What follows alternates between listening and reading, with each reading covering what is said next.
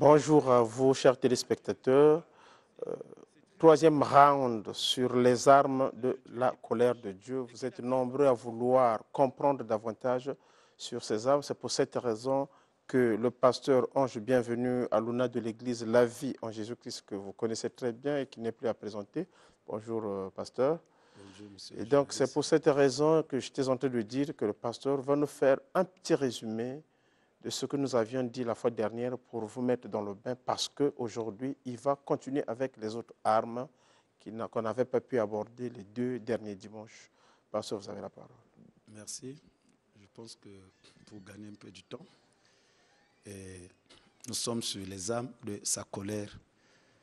Et lorsque nous parlons des armes de sa colère, ici, il s'agit des armes inhabituelles, puisque nous avons les armes habituelles et les armes inhabituelles. Et parler des armes, les armes habituelles, nous avons le feu de Dieu, par exemple, le sang de Jésus, et ainsi de suite. Alors, les armes inhabituelles, c'est ce que nous avons pu aborder la fois dernière. Et on a parlé de la voix de l'Éternel. Cette fois, lorsque nous crions à haute voix le nom de Dieu, il y a une puissance qui nous accompagne. Et on a parlé de des armes comme lorsque nous crions à Dieu et ainsi de suite. Donc aujourd'hui, nous allons entamer d'autres armes par rapport au temps qui nous sera imparti. Merci. Nous allons entamer d'autres armes par rapport au temps. Mais il y a quand même une question qui me vient à l'esprit, pasteur. Ce sont des armes on le sait, même physiquement parlant, une arme ne peut pas être maniée par n'importe qui. Et d'ailleurs, même si on confie une même arme à deux individus, ce n'est pas évident qu'on ait le même résultat. Est-ce que vous pensez que deux personnes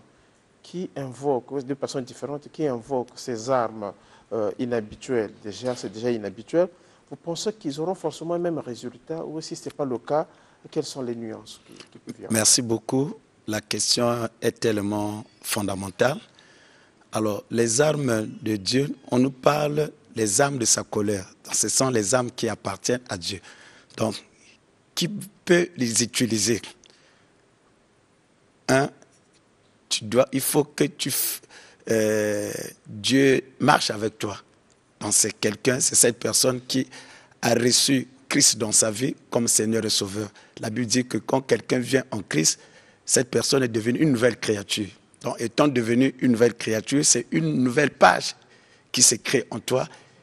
Et avec ces armes, puisque ce sont les armes de la colère de Dieu, si tu ne lui appartiens pas, si tu n'es pas militaire, tu ne peux pas rentrer dans un camp militaire et aller dans le magasin d'armes. On ne va pas te donner l'arme.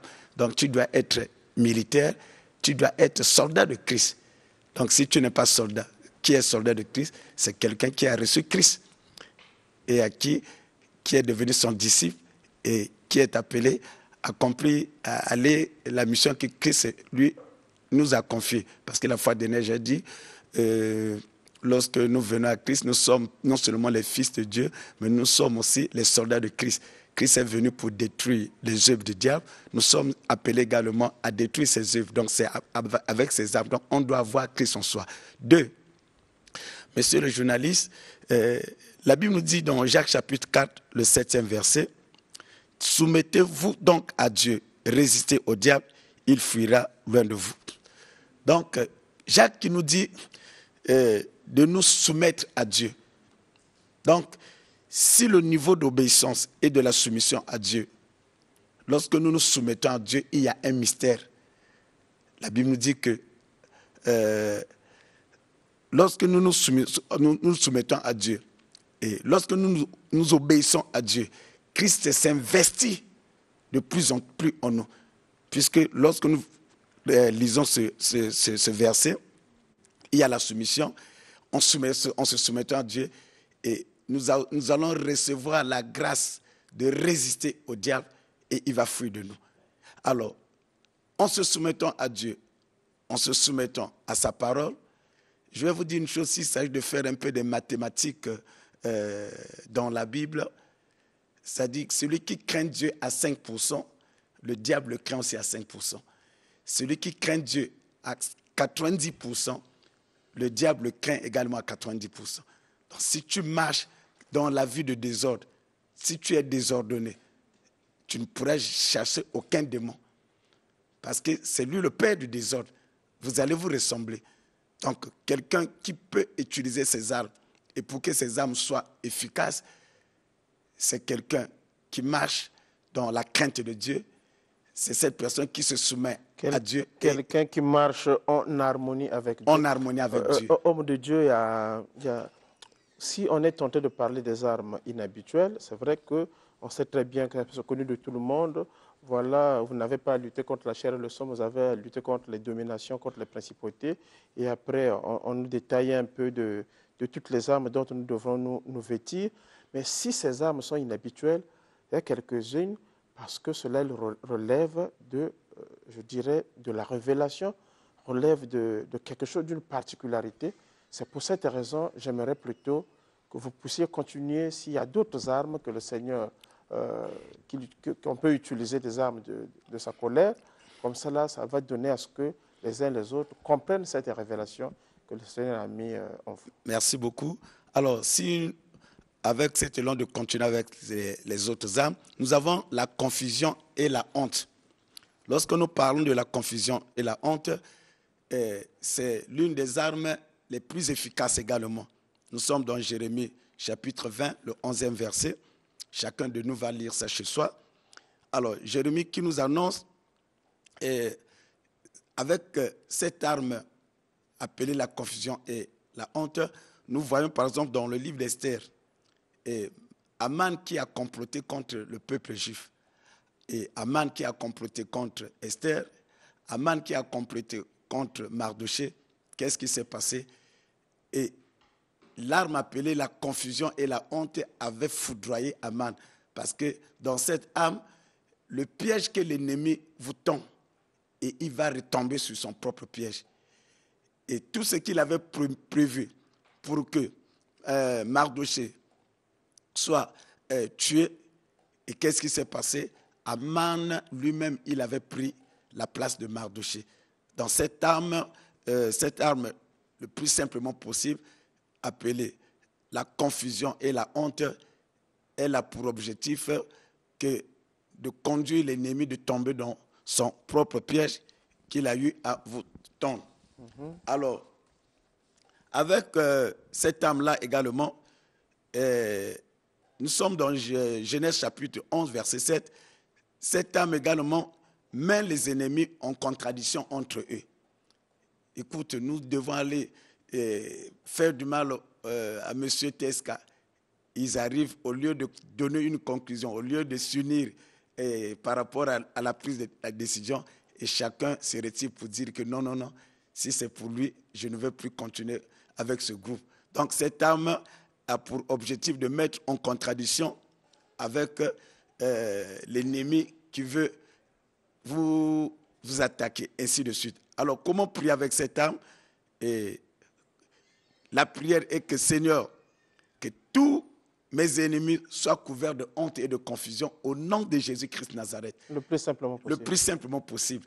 Et de l'autre côté, c'est une arme qui s'en va et vous aurez le résultat. Alors, nous avons une autre arme appelée l'épée de l'Éternel. Alors, cette arme appelée l'épée de l'Éternel, elle a quelques caractéristiques. Elle est dure et elle est grande et forte et elle est aiguë et nue. Parce que l'épée, lorsque nous voyons dans les films, l'épée n'est pas nue, mais l'épée a une cachette, là où elle se place. Tout à fait. Alors, lorsqu'on parle de l'épée de l'Éternel, donc, elle se retire de sa cachette. Elle se retrouve nue. Alors, avec cette arme, elle est utilisée pour faire périr l'ennemi. Et cette arme également, elle est utilisée pour faire respecter l'autorité de Dieu. Donc, lorsque nous lisons la parole de Dieu, nous allons dans le livre de Corinthiens 13, versets 1 à 4, Écoute ce que nous dit la parole de Dieu. Que toute personne soit soumise aux autorités supérieures. Parce que moi, en tant que chrétien, dans le combat, puisque sur la croix, Jésus avait vaincu déjà l'ennemi. Donc, avec cette arme, j'ai rétabli de l'ordre par rapport à l'autorité que j'ai reçue de Christ. Parce que la Bible dit que toute personne soit soumise aux autorités supérieures, car il n'y a point d'autorité qui vient de Dieu et les autorités qui existent ont été instituées par Dieu. Donc, moi, je suis une autorité et la Bible dit que c'est pourquoi celui qui s'oppose à l'autorité résiste à l'ordre que Dieu a établi. Donc, lorsque j'exerce cette arme-là, c'est pour remettre de l'ordre, rétablir de l'ordre dans ce milieu et ainsi de suite. Alors, la Bible nous dit, dans Josué chapitre 5, verset 13, avec cette arme, quand Josué a pris la relève après le départ de Moïse, alors, il a rencontré l'ange de l'Éternel. Et cet ange avait dans sa main cette arme appelée l'épée. Donc, c'était pour annoncer à Josué que le régime avait déjà changé par rapport au régime de Moïse. Donc, c'est un régime de guerre. C'est un régime de la bataille parce qu'il faut conquérir les nouveaux territoires. Donc, avec cette arme, nous comprenons que c'est pour annoncer déjà la bataille. Lorsque Jésus a dit, allez dans toutes les nations, faites toutes les nations mes disciples. Lorsque nous allons en mission, c'est pour dévaliser le camp de l'ennemi et peupler le camp de Dieu. Donc vous comprenez, il y a une bataille. Et avec cette arme appelée l'épée de Dieu, alors on s'en sert pour faire périr l'ennemi. Et là, il n'y a plus de pitié. Le terrain vous sera cédé, monsieur le journaliste. Plus de pitié, le terrain vous sera cédé. Finalement, nous venons d'examiner deux armes qui ne sont pas aussi à négliger. On a donc parlé de la confusion et la honte que Dieu sème dans le camp de nos adversaires. Nous venons aussi donc de parler de l'épée, qui est une arme que l'Éternel utilise pour pouvoir rétablir l'ordre dans la nation, dans l'Église, mais aussi dans chaque vie. En quelques mots, qu'est-ce qu'on peut dire quel est le dernier mot qu'on peut dire sur cette... Alors, le dernier mot, je dirais au bien-aimé qui me suit, comme je l'ai dit, on ne peut pas utiliser ces armes sans avoir Christ en soi. Et j'aimerais que tu puisses faire cette petite prière avec moi pour recevoir Christ, afin que ces armes, tu puisses les utiliser également.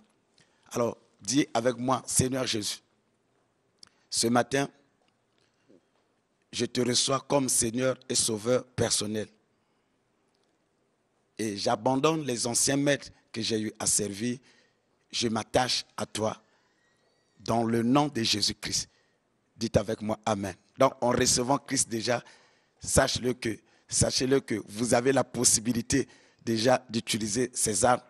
Et ces armes vont se soumettre à vous. Et c'est la vie des espoirs qui va vous accompagner. Le numéro avec lequel on peut vous joindre, pasteur? Le numéro? Oui, je suis au 00242 663 71 52. 00242 663 71 52 avec ce même numéro. Vous pouvez m'écrire dans le WhatsApp. Merci beaucoup, homme de Dieu. Merci. C'est donc la fin de cet entretien.